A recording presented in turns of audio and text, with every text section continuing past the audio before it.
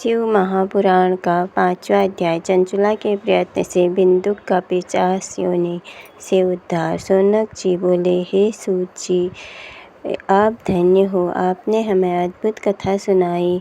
आप कृपा कर यह बताइए कि चंचुला ने सद्गति पाकर क्या किया और उसके पति का क्या हुआ। श्री सूत जी बोले, चंचुला एक दिन पार्वती जी के पास जाकर हाथ जोड़कर स्तुति करने लगी। हे पार्वती जी, आप स्कंद माता हो, सब सुखों को देने वाली हो। आप प्रकृति सूक्ष्म सच्चिदानंद रूपा सुगुण ब्रह्म आदि देवों में श्रेष्ठ हो। सृष्टि स्थिति प्रलय कारिणी त्रिशूलालया हो। तीनों देवों की परम प्रतिष्ठा करने वाली हो।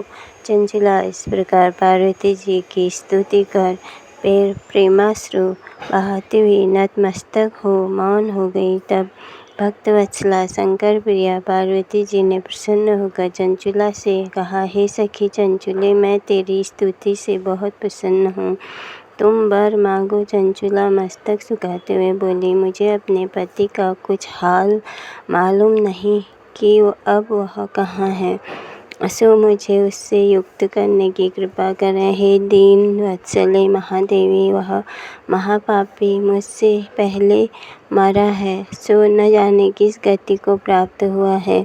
यह सुनकर पार्वती जी प्रसन्नता पूर्वक बोली, तेरा पति बिंदुक वेश्यागामी महापापी मरकर नरक में गया है। अनेक वर्षों तक दुख भोग कर अब पाप से वह पापी विंध्याचल पर्वत पर पिशाच हुआ है। वह वहाँ वायु भोजी अनेक दुख भोग रहा है। सूत जी बोले, पार्वती के वचन सुनकर चंचुला पति के दुख से बड़ी दुखी हुई। कुछ धैर्य धरकर पार्वती जी को प्रणाम करके दुखी मन से वह बोली, हे देवी, कृपा कर दुष्ट पापी मेरे पति का भी उद्धार करो। किस प्रयत्न से उस पापी की सद्गति होगी, सो कृपा कर शीघ्र कहिए। सूत जी बोले, हे ऐसे वचन सुनकर श्री पार्वती जी ने चंचुला से कहा, यदि तुम्हारा पति शिव पुराण की कथा सुने तो उसे अवश्य सद्गति प्राप्त हो जाएगी। गौरा जी के ऐसे वचन सुनकर चंचुला बारंबार प्रणाम करने लगी और अपने पति के समस्त पापों को छुड़ाने के निमित्त एवं सद्गति प्राप्त कराने के हेतु शिव कथा कहने के लिए प्रार्थना की। तो कृपालु पार्वती को दया आ गई। तब उन्होंने शिव कीर्ति गायन करने वाले तुम्बरु गंधर्व को बुलाकर कहा, हे तुम्बरु, तुम मेरा वचन मानकर इस स्त्री के साथ शीघ्र ही विंध्याचल पर जाओ, इससे तुम्हारा कल्याण होगा। वहाँ एक भयंकर पिशाच रहता है, वह पूर्व जन्म में बिंदुक नामक ब्राह्मण मेरी इस सखी का पति था। वह दुष्ट वेश्यागामी, स्नान संध्या क्रिया आदि से हीन, अशुद्ध, क्रोधी, दुर्भक्षी, व्यभिचारी और सज्जनों से द्वेष करने वाला था। उसने वेश्या संग में पड़कर सत्कर्मों का नाश कर दिया और धन के लोभ से अपने पति को भी वेश्या बनाकर जीवन पर्यंत दुराचार करता रहा। अंत में जब मरा तो यमपुर में उसे घोर नरक में डाला गया। उस पापी ने वहाँ बहुत सी यम यातनाएं भोगी और अब वह विंध्याचल पर्वत पर पिशाच होकर अपने पापों का फल भोग रहा है। इसलिए तुम वहाँ जाकर यत्नपूर्वक शिव पुराण की पाप विनाशिनी दिव्य कथा उसके आगे कहो, क्योंकि शिव पुराण की कथा के प्रभाव से वह शुद्ध होकर प्रेत भाव को त्याग देगा।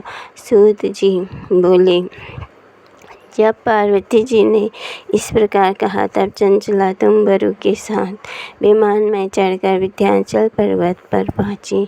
वहाँ उसने बड़े विशाल और शरीर और महाहनु वाले हंसते और रोते हुए विकट आकार वाले पिशाच को देखा। उस भयंकर पिशाच को महाबली तुम्बरु नाम गंधर्व ने बलपूर्वक पकड़कर पासों से बांध दिया। तब उसे शिव पुराण सुनाने के लिए महान उत्सव मनाया। उस दिन यह प्रसिद्ध हो गया कि गौरी की आज्ञा से पिशाच को तारने के लिए तुमरु गंधर्व विंध्याचल पर शिव पुराण की कथा करेंगे। सब लोगों में महान कोलाहल हो गया। कथा सुनने के लिए वहाँ भारी समाज एकत्रित हो गया। सभी की कथा पर बड़ी रुचि थी। पासु से बंधे हुए पिशाच को वहाँ बिठा दिया। तब तुमरु हाथ में वीणा लेकर शिव कथा कीर्तन करने लगा। पहली संहिता से लेकर 7वीं संहिता तक महात्म्य सहित उसने शिव पुराण की कथा सुनाई तो समस्त श्रोतागण उस 7 संहिता वाले संपूर्ण शिव पुराण को सुनकर सब पापों से मुक्त हो गए। और उस ब्राह्मण ने पिशाच शरीर त्याग कर दिव्य रूप प्राप्त किया।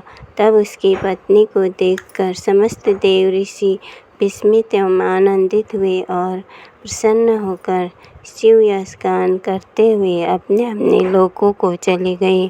तत्पश्चात बिंदुक भी अपनी पत्नी सहित विमान पर बैठकर तुमरु के साथ शिव गुणगान करता हुआ शिवलोक को गया। तब भगवान शंकर ने पार्वती जी सहित उसका बड़ा आदर किया और उसे अपना गण बना लिया। जो कोई इस पवित्र कथा को श्रद्धापूर्वक सुनता है एवं कीर्तन करता है वह इस लोक में सुखों को भोग कर अंत में मुक्ति को प्राप्त होता है।